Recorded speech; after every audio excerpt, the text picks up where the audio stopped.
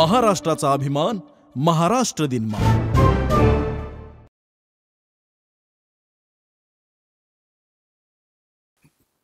नमस्कार, मी विजय चोरमारे. महाराष्ट्र दिनमान मध्ये आपलं मनपूर्वक स्वागत आहे. आज आपण पुन्हा एकदा एका नव्या मुलाखतीच्या निमित्तानं भेटत आहोत लोकसंस्कृतीच्या लोकसाहित्याच्या अभ्यासक डॉक्टर तारा भवाळकर यांना. नमस्कार ताराबाई. नमस्कार. तुम्ही ज्या एका विषयामध्ये एकूण पारंगतता मिळाली किंवा तुमचं अभ्यास क्षेत्र निवडलं, ते लोकसाहित्याच्या अभ्यासाची गोडी कशी लागली आणि हे एक स्वतंत्र अभ्यासाची शाखा आहे आणि यात आपण काम करावं असं कधी आणि कसं ठरवलं? पहिली गोष्ट म्हणजे मी जाणीवपूर्वक आयुष्यात काहीही केलं नाही. जे ज्या ज्या वेळेला समोर आलं त्याच्यामध्ये मी रमत गेले, कारण वाचन आणि विचार त्याच्यामुळे माणसं तशी भेटत गेले. दुसरं असं, माझी आवड जर म्हणाल तर मूळ माझी अभिनय आणि नाटकची आवड, म्हणून मी सांगितलं मी मराठी शाळेत सुद्धा अभिनय कविता म्हणत असे, पण आमच्या वेळेला ते काय पालकांनी मुलांची टेस्ट घ्यायची वगैरे असल्या काही भानगडी नव्हत्या, त्यामुळे. नाहीतर मला नाटकामध्ये मी जास्त रमले असते आणि ती माझी हौस मी सांगलीला आल्यानंतर बऱ्यापैकी पूर्ण केली. आता हा लोकसाहित्य हा खरं म्हणजे माझा दुय्यम विषय, अनुषंगिक विषय आहे. पण लोकांनी आता मला, आमची उमा कुलकर्णी मैत्रीण आहे, ती म्हणते की खरं म्हणजे तू चांगली कथा लेखिका आहेस, तू चांगली परफॉर्मन्स आहेस, पण तुला या लोकसाहित्याच्या गाठोड्यात लोकांनी बांधून टाकलं. आणि ते खरं आहे तिचं म्हणणं. लोकांनीच मला बांधलं. ते ताराबाई म्हणजे लोकसाहित्य. ताराबाई मुळामधले नाटकात, आणि नाटकातले म्हणजे नुसता अभिनय नाही, नाटकाचा अभ्यास, मिथकांच्या संदर्भातला सगळा, मिथकांचा सोडून दे, सगळ्याच. म्हणजे आजचे नाटककार सुद्धा, आता जब्बार आणि हा आमचा अतुल पेठे हे माझे आजचे मित्र आहेत. आता अतुल पेठे हा तर आधुनिक आहे संपूर्णपणे. तर हे माझे. तुम्ही इथं त्या काळात तुम्ही नाटकात कुठल्या कामं केली? नाटक म्हणजे आमची काय झालं की 67 मध्ये मी इथे आले सांगलीला, ते नोकरीच्या निमित्ताने झाले. आणि माझ्या एका भावाचं शिक्षण, त्याला इंजिनिअरिंग कॉलेजमध्ये ऍडमिशन मिळाले, धाकट्या भावाला वगैरे. आणि इथे माझ्या नातेवाईकही होते. माझे एक मामा पब्लिक पोलीस प्रोसिक्युटर होते, एक मेवणे राजवाड्यामध्ये डॉक्टर जोशी चिल्ड्रन स्पेशालिस्ट, ते माझे मेवणे, म्हणजे बहिणीचा नवरा, म्हणजे बहीण होती इथे, मामा होते. ते म्हणले ये तू इथे. आणखीन भावाला इंजिनिअरिंगला ऍडमिशन मिळाली, त्यावेळेला गल्लोगल्ली इंजिनिअरिंग कॉलेजेस झालेले नव्हते. तर आम्ही आलो इथे आणि मग ते 67ला आलो. आणि मग काही बाहेर न आलेली आम्ही मास्तर मंडळी हे कुठल्या ना कुठल्या तरी निमित्ताने एकत्र आलो. आणि एकत्र आल्यानंतर आमच्यापैकीच एकांनी नाटक लिहिलं आणि त्या नाटकाचा प्रयोग करायचा, म्हणून आम्ही त्या नाटकाचा प्रयोग केला 68 सालच्या दसऱ्याच्या दिवशी. आणि त्या दिवशी नकळत आम्हाला सगळ्यांना चटक लागली की आता आपण आणखीन नाटकं करावी. तर पहिलं नाटक जे त्यांनी लिहिलं होतं ते फाळणीच्या विषयावर होतं. मग पुढच्या वर्षीपासून आम्ही ठरवलं की स्पर्धेला नाटक न्यायचं. तोपर्यंत हे स्पर्धा राज्यनाट्य स्पर्धा आहे त्या काळामध्ये फार होतं, आणि भावे नाट्य मंदिरांचा त्यावेळेला फार बोलबाला होता. आणि मग दुसऱ्या वर्षी आम्ही माझे घरटे माझी पिले या नावाचं वसंत सबनीसांचं नाटक बसवलेलं होतं. आणि त्याच्यामधली मुख्य भूमिका अर्थातच ते माझ्याकडे वगैरे आलेली होती. त्याचा बियोग झाला, त्याच्यात मला अभिनयाचं प्रशस्तीपत्रक वगैरे मिळालं. आणि सांगलीमधले लोक म्हणायला लागले, म्हणजे भावे नाट्य मंदिरचे वगैरे, आमच्या चोगळेकरांना वगैरे, की तुम्हाला फार चांगली अभिनेत्री मिळालेली आहे, काय तिच्या आवाजाची फेक आहे, अमुक तमुक वगैरे. हे सगळं त्यावेळेस मला सांगितलं. मला बोलायला काही कळलं नाही, कसल्या आवाजाची फेक आहे. आपल्याला नाचायला मिळालं 3 तास आणि मजा घेतली. हे माझ्या वयाच्या 24-25व्या वर्षातल्या गोष्टी ज्या आहेत की तो आनंद त्यावेळेला मिळाला ना, मग त्याच्यामध्ये काय कुठलंही प्रतिष्ठा अमकं तमकं हा पुढचा भाग. आणि त्यावेळेला सांगलीमध्ये मला आता संजयने सांगितलं की त्याची आई नाटकात पूर्वी कामं करत असे, तर त्या माझ्या आधीचा काळ होता. पण मला ज्ञात असा काळ म्हणजे इथे सांगलीमधल्या या वर्तुळामध्ये मध्यमवर्गीय स्त्री पुरुषांच्या संमिश्र नाटकात काम करणारी मी पहिली बाई.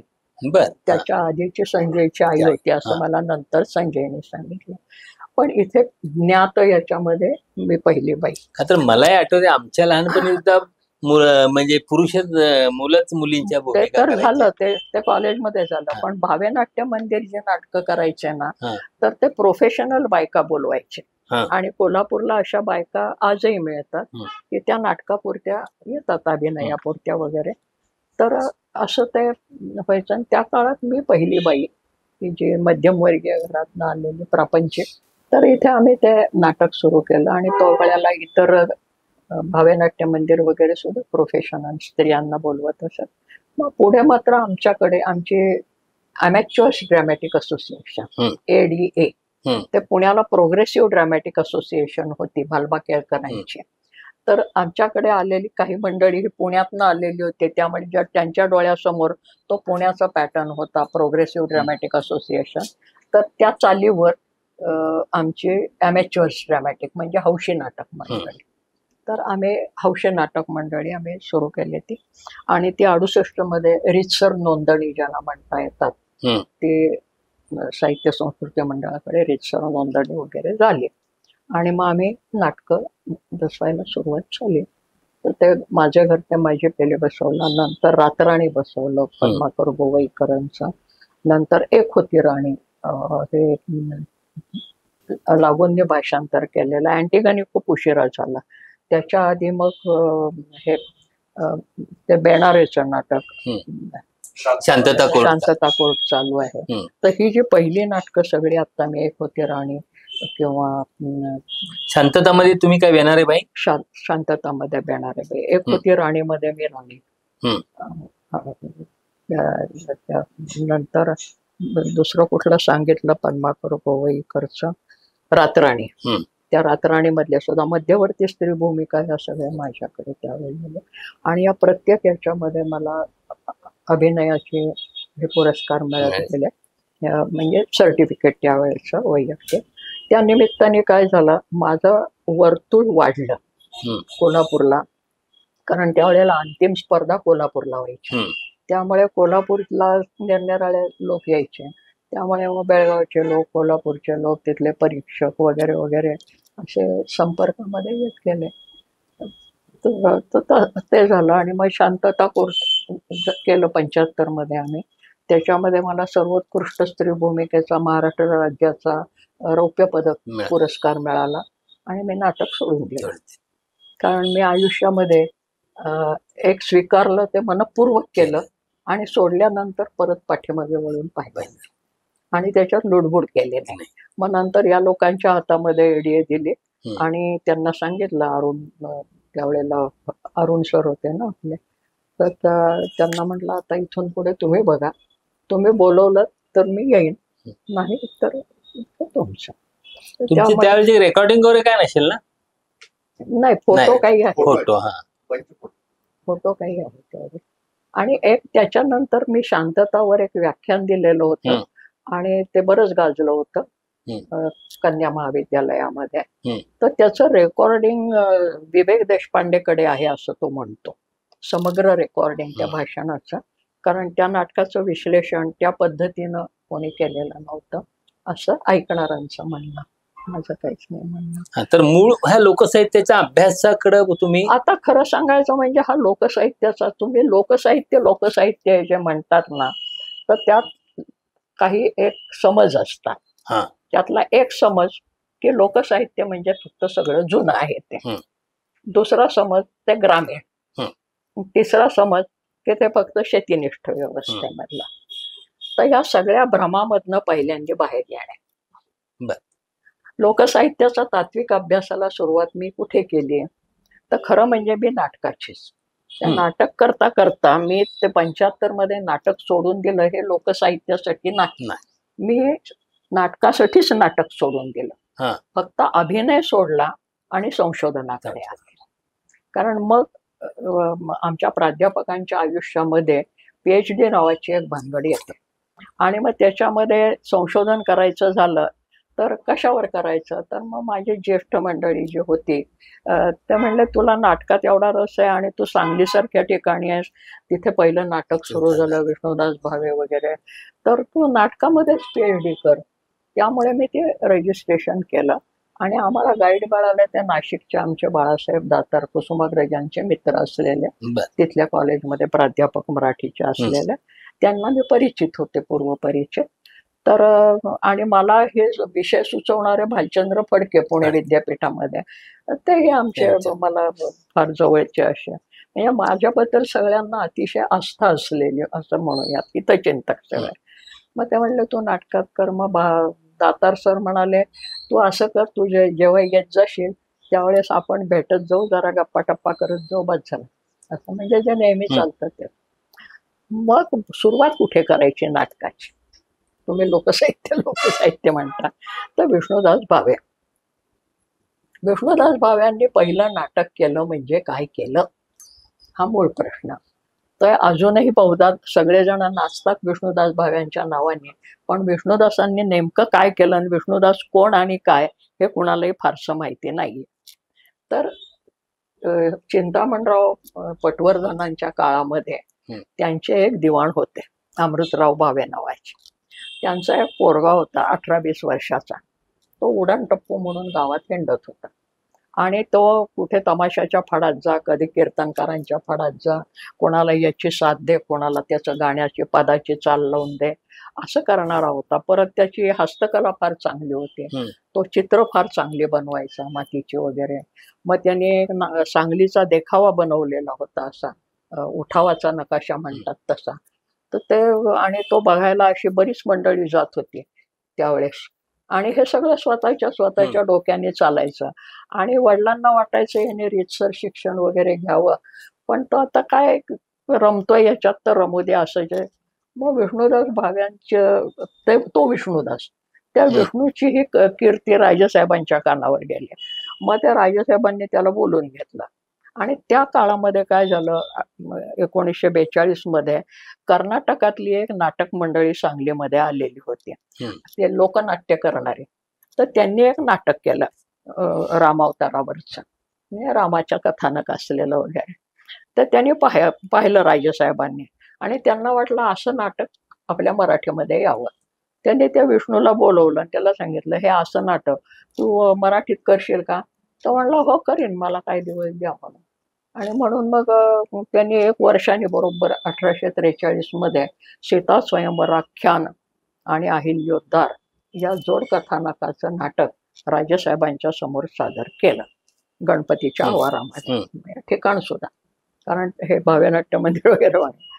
मग ते झाल्यानंतर ते लोकांना आवडलं. कुठल्या आवारामध्ये? गणपतीच्या. बरोबर. ओसाड होतं सगळं. आम्ही आलो तेव्हा सुद्धा मागची बाजू ओसाडच होते, तो हत्ती फक्त होता.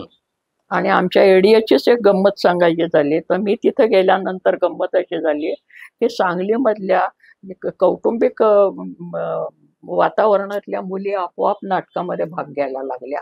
आणि त्याच्यामधल्या महत्वाच्या मुली पुढच्याच वर्षी ज्या आल्या त्या राजेसाहेबांचे दिवाण होते, पेंढारकर नावाचे. म्हणजे कवी यशवंत जे होते, यशवंत दिनकर पेंढारकर, त्यांचे बंधू हे इथे राजेसाहेबांचे दिवाण होते. त्यांच्या 2 मुली विलिंग्डन कॉलेजमध्ये जाणाऱ्या त्या आमच्या एडीए मध्ये नाटकात काम करायला आल्या.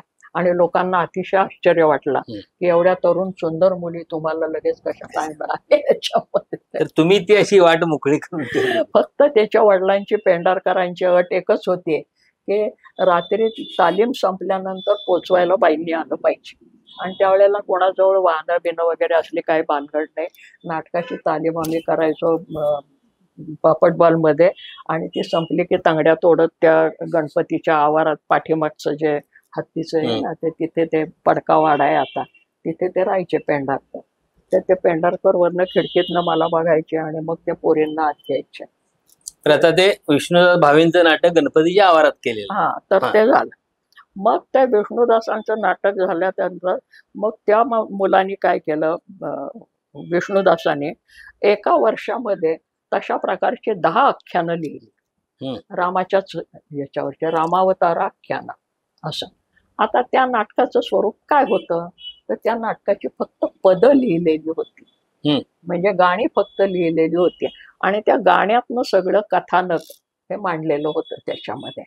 म्हणजे पहिल्यांदा काय नमन असेल, मग त्याच्यानंतर काय ते रामाचं झालं, सीता स्वयंवर म्हणजे काय, ती सीता लग्नाला कशी आली, ती कुठली काय वगैरे, ते सगळं गाण्यातलं वर्णन केलेलं असं.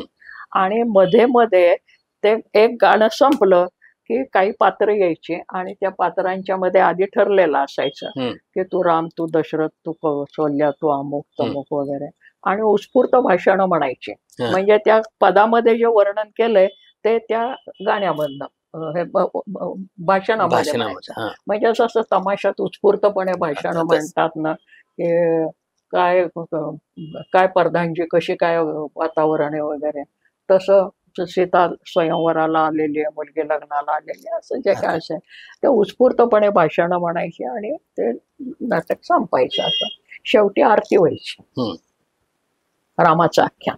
आरती झाली की ते तबक घेऊन तो सूत्रधार असेल मुख्य गाणारा, तो पब्लिक मधनं हिंडायचा. जसं कीर्तनाच्या मध्ये शेवटी आरती होते आणि मग ते तबक घेऊन हिंडतात, त्या तबक्यात कोण काय कोणी पैसा 2 पैसे टाकेल ते त्या नाटक कंपनीचं त्या दिवशीचं उत्पन्न.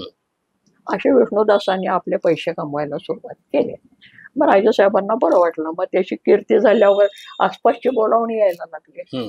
मग कुरुंदवाडचं बोलावणं आलं ना, मिरजेचं आलं, कोल्हापूरचं आलं.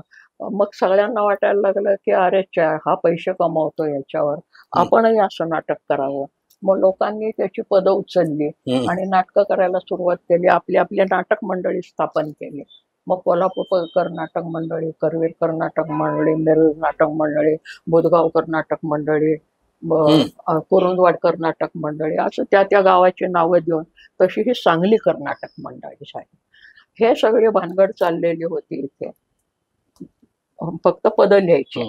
ते 1843 नंतर 1800 जवळजवळ ते 1861 नंतर विष्णुदासांनी ते आपलं पुस्तक प्रसिद्ध केलं, नाट्य कविता संग्रह या नावाचं.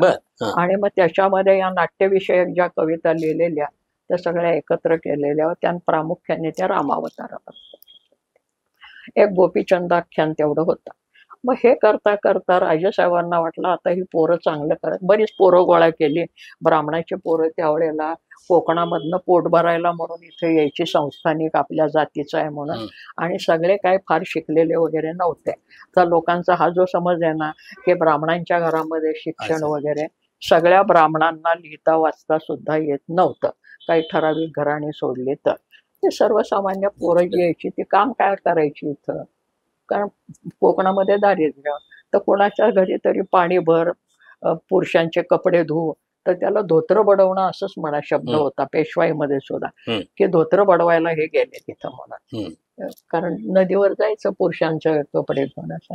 तर अशी ती पोरं ती गोळा केलेली, कारण या नाटकात काम करायला दुसरं कोण यायचं.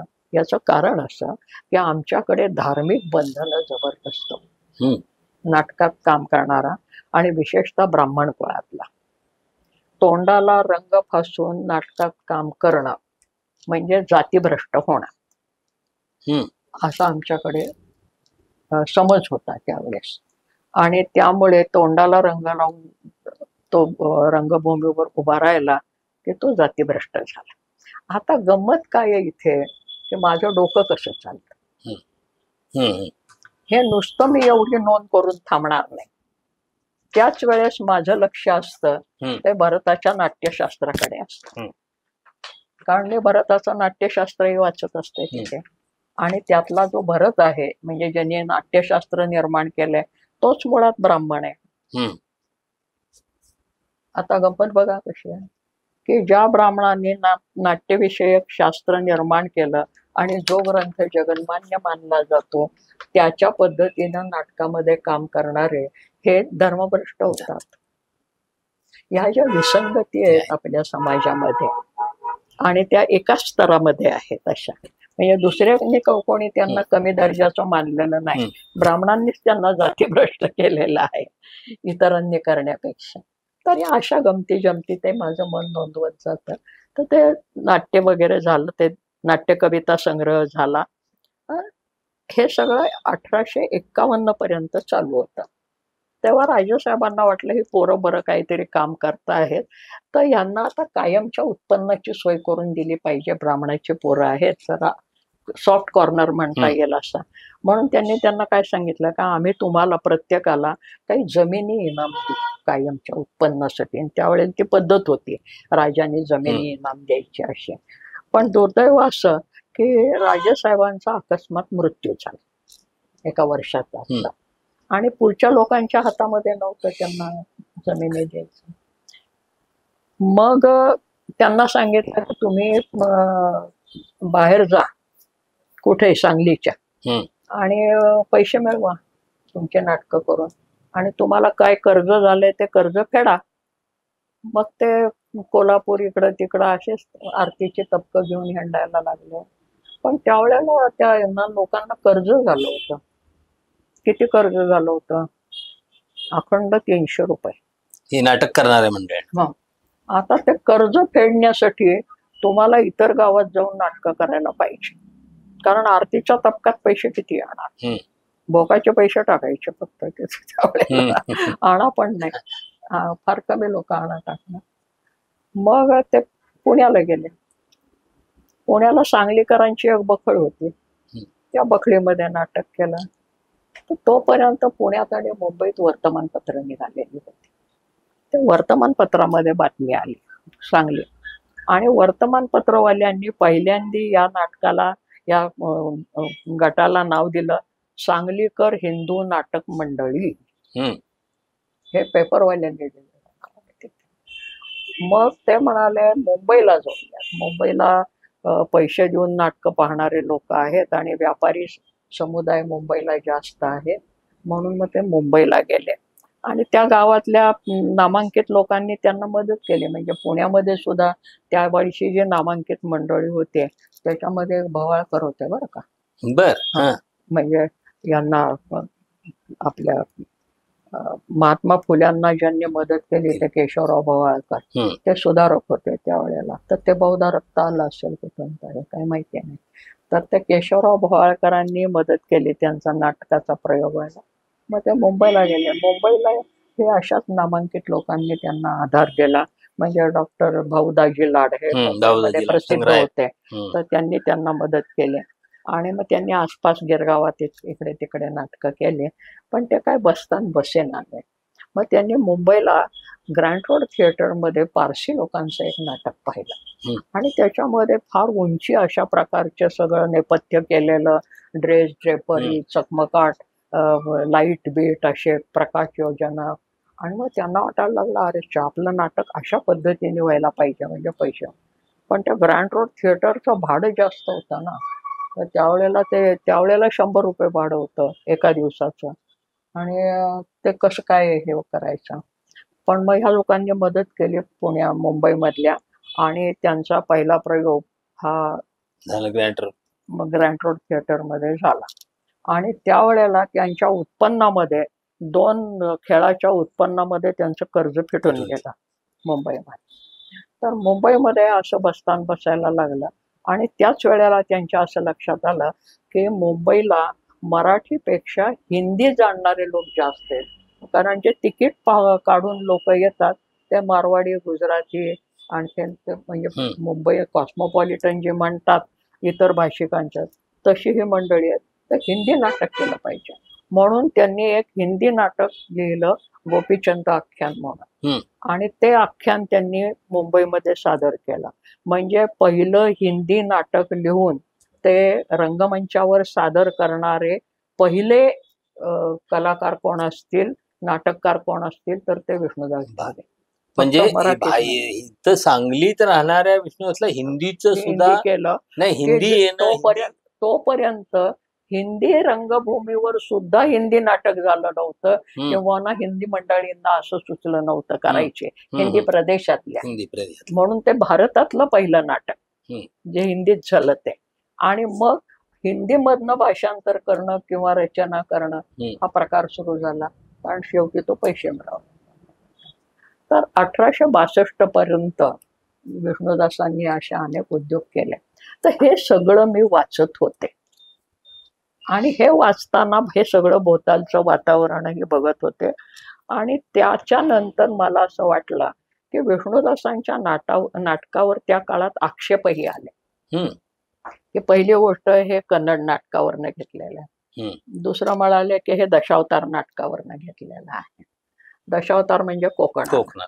मग म्हणाले हे काला जागरवरनं घेतलेलं आहे. काला जागर म्हणजे गोवा आला तिथे.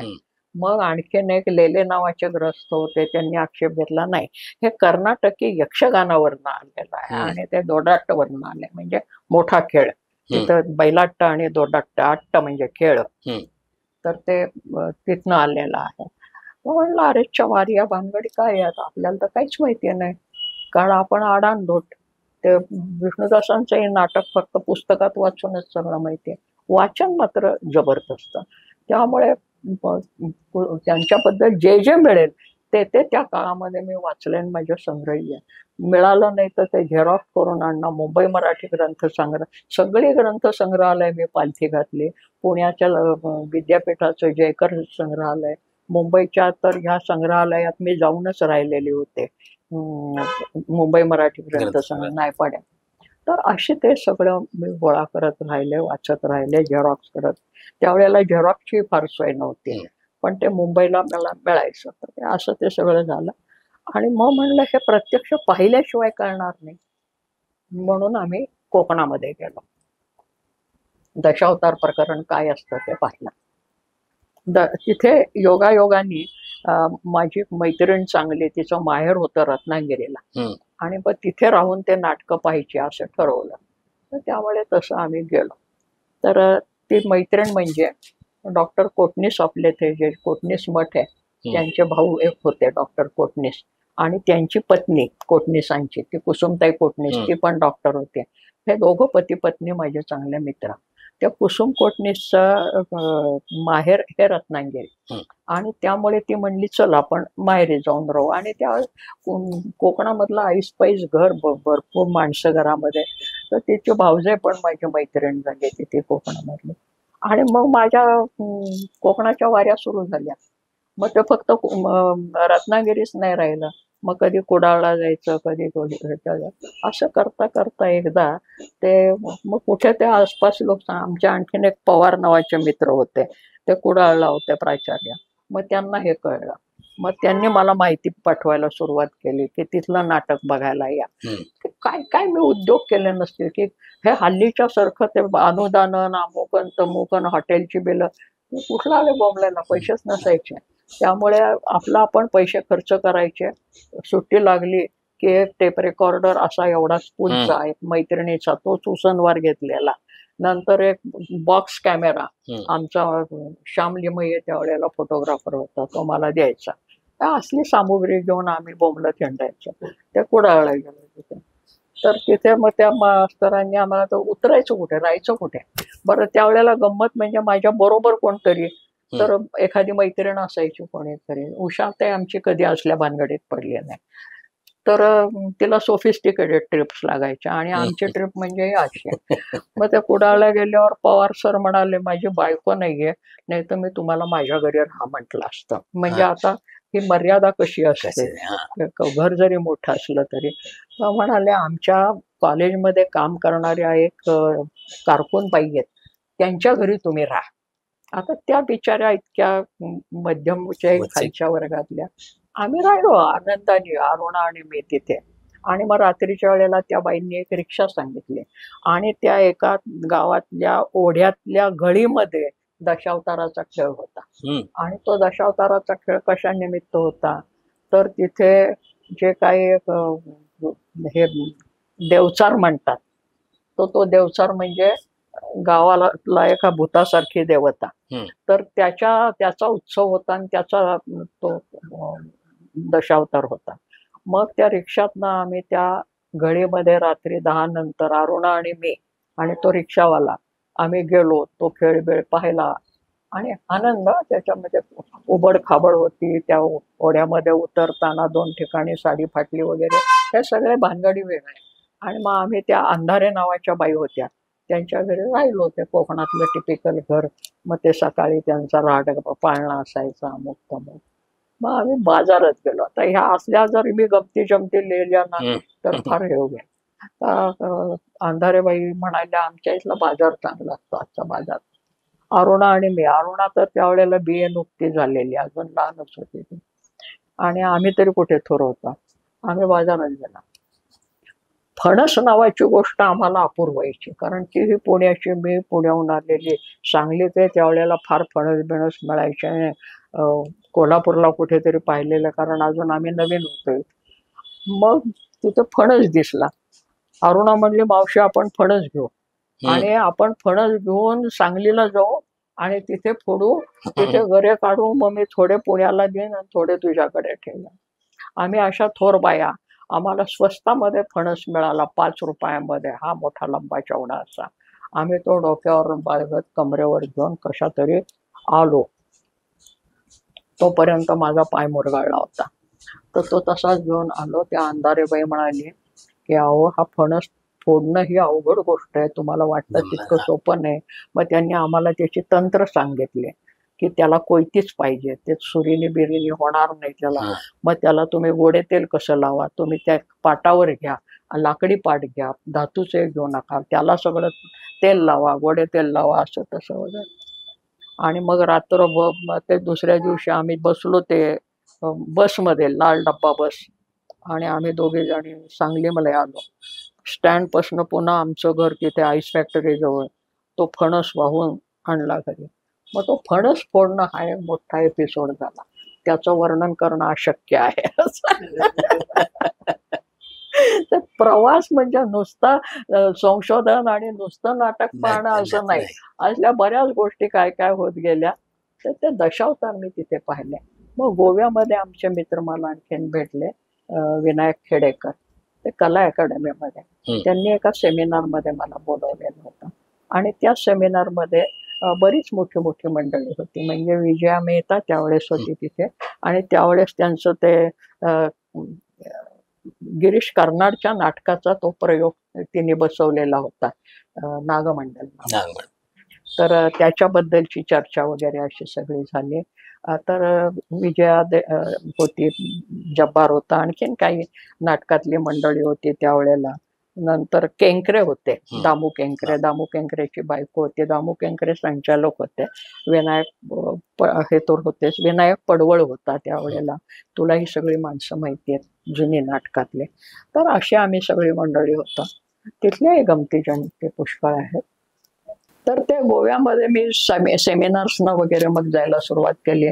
तिथले कला प्रकार मला, म्हणजे धालो सारखा कला प्रकार तिथे गेल्यानंतर अनुभवायला मिळाला. कोकणामधनं आम्ही ज्या वेळेला दशावतारा बघण्यासाठी एक ठिकाणी लग्न होतं, तो पण जरा उल्लेखनीय भाग आहे. आणि ते लग्न ज्या गावामध्ये होतं तर ते खेडेगाव होतं, आणि समुद्रातनं खाडीतनं जायला लागायचा. त्या खाडीतनं तरीवरनं आम्ही गेलो. तर नावाचा प्रकार, म्हणजे ताराफासारखा उघडा असा, धरायला बिरायला काही नाही असं, त्याच्यावरनं तरीतनं आम्ही गेलो त्या गावाला. आणि ते गाव त्यात मला नाव हे नाही आठवते, आठवलं की सांगतो. तर त्या गावामध्ये आम्ही गेलो. तर त्या गावचा जो प्रमुख होता त्याच्या मुलाचं लग्न होतं, आणि त्या लग्नामध्ये आम्ही गेलो. ते तिथं तिथे नमन होतं, कारण दशावतारात बरेच प्रकार आहेत. म्हणजे काला जागर हा गोव्यामध्ये आहे, नमन खेळे हा लग्ना कार्यामध्ये, म्हणजे आपल्याकडे जसा गोंधळ बिंधळ घालतात लग्न झाल्यावर, लग्नात आपण गोंधळ घालतो तो नाही, नंतर जो घालतात. तर तसा तो नमन असतं की लग्न लागायच्या आधी नवरा नवरीच्या आई बापा सकट सगळे जण ते नाचत असतात. तर तिथे आम्ही गेलो. तर ते नाच चाललेलाच होता नमनाचा, आणि त्या नमनाचं ते अशी ताल आहे, त्या तालाला सगळ्यांनी पावलं टाकायची. आपण ते ह्याच्यामध्ये जब्बार पटेलने बसवलेलं नाटक, मग कुठलं रे, घाशीराम कोतवाल मध्ये ती ब्राह्मणांची भिंत वगैरे बघतो ना, तशीच ती भिंत सगळ्यांनी कमरेत हात घातलेले वगैरे, ते नमन खेळेवरनच त्यांनी घेतलंय ते सगळं. तर ते आम्ही तिथं ते नाचत होतो तिथे. आणि ते गेल्यावर आम्हाला म्हणाले तुम्ही पण यायला पाहिजे इथे नाचायला, कारण इथं आल्यानंतर प्रत्येकाने 2 पावलं का होईना नाचलंच पाहिजे असा दंड. जसं सत्यनारायणाला गेल्यावर प्रसाद घेतलाच पाहिजे तसं. मग आम्ही पण तिथे ते नाचायला सुरुवात केली आणि मग त्या ताल लईमध्ये पहिलं नमन करीते नतन, मग ते असं नमनाचे झालं. मग ते झालं सगळं. ते सणगर नावाचे ग्रस्त होते आणि ते गावचे प्रमुख होते. आपल्याकडे गावचा पाटील वगैरे जसं असतो तसं. मग पुढे जेवायची वेळ आली, लग्न बिग्न लागल्यानंतर सगळे लोक त्यांचे त्यांचे जेवायला बसायला लागले. आम्हाला त्यांनी एका शेजारच्या झोपडीवजा खोलीत नेलं. तिथे मातीची चूल सारवलेले 2-4 चांगली चकचकीत तांब्या पितळ्याची भांडी, बगोली बिगोली घासून ठेवलेली, एका बगोल्यात दूध टाकून ठेवलेलं असं सगळं. आणि म्हणे तिथे तांदूळ ठेवले, दूध ठेवले, चूल आहे, ते बाजूला विहीर आहे, तुम्ही पाणी आणा विहिरीवरनं आणि दुधामध्ये भात शिजवून खा. अरे मारे म्हटलं ही काय भानगड आहे. बरं, त्या आता आमची मैत्रीण ती कोकणातलीच होती, तिला काही त्याचं विशेष वाटलं नाही. तर पण ती जरा माझ्यासारख्या विचाराची होती, म्हणजे आळशी होती, स्वतः काही करत बसण्यापेक्षा. तर मी त्यांना म्हटलं, म्हणजे काय तुमच्यामध्ये आम्हाला जेवायला नाही घालणार लग्नाचं, तुम्ही आमच्या हातचं जेवणार? मी म्हणलं हो, का नाही जेवणार म्हणे. भटणी ना तुम्ही? हा, तिच्या बायकोने विचारलं, भटणी ना तुम्ही? म्हणलं हो. तरी आमच्या हातचं जेवणार? म्हटलं हो. त्यांना इतकी अपूर्वाई वाटली की मग ते नवरा नवरीच्या आई बी आम्हाला शिस्तीत जेवायला घातलं. काय ते काळ्या वाटाण्याची उसळ मिसळ भात असं ते नेहमीचं कोकणातलं जेवण. मी जेवलो. मग ते सणगर म्हणाले की अहो, आमच्याकडे आतापर्यंत बामणाचे पुरुष जेवून जातात, पण भटणी पहिल्यांदा जेवल्या म्हणे आमच्याकडे. म्हणजे असं ते कोकण होतं तेव्हाच. आताच बदललेलं आहे आता गेल्यानंतर. तर ते गाव जे होतं ते गाव म्हणजे चिंतामणराव पटवर्धनांचं मूळ गाव. तर ते झालं कोकणातलं. मग गोव्यामधले आम्ही धालो पण पाहिला. धालो बरोबर पण मग मी नाचले. धालोच्याही कथा केल्या, ते सगळं काही सांगत नाही आता. सेमिनार्सना अनेकदा गेले आणि यांच्याबरोबर पुष्कळ रिसर्च केला, देवस्थानांना भेटी दिल्या. आणि आमचे विनायक खेडेकर हे स्वतः लोकसंस्कृतीचे चांगले जाणकार असे होते आणि ते स्वतः पुरोहित परंपरेतनं आलेले, त्यामुळे त्यांचं संस्कृत पाठांतर आणि हेही पण चांगलं होतं. त्याचा परिणाम म्हणजे माझ्यासारखाच झाला की एकीकडे परंपरा काय म्हणते आणि एकीकडे प्रत्यक्षामध्ये काय चाललंय, या दोन्ही मधले काय म्हणूयात समानता विषमता वगैरे असं. तर आम्ही गोवा पण मी खूप एन्जॉय केला निरनिराळ्या पातळ्यांच्यावर. मग त्याच्यानंतर म्हणाले हे दक्षिणेकडचं यक्षगान. मग ते कर्नाटकातल्या काही भागामध्ये मी त्या यक्षगानाचाही आस्वाद घेतला. आमचे बेळगावचेच मित्र तरुण भारतचे अशोक याळगी म्हणून होते, तर त्यांच्यामुळे मी ते यक्षगानही अनुभवला.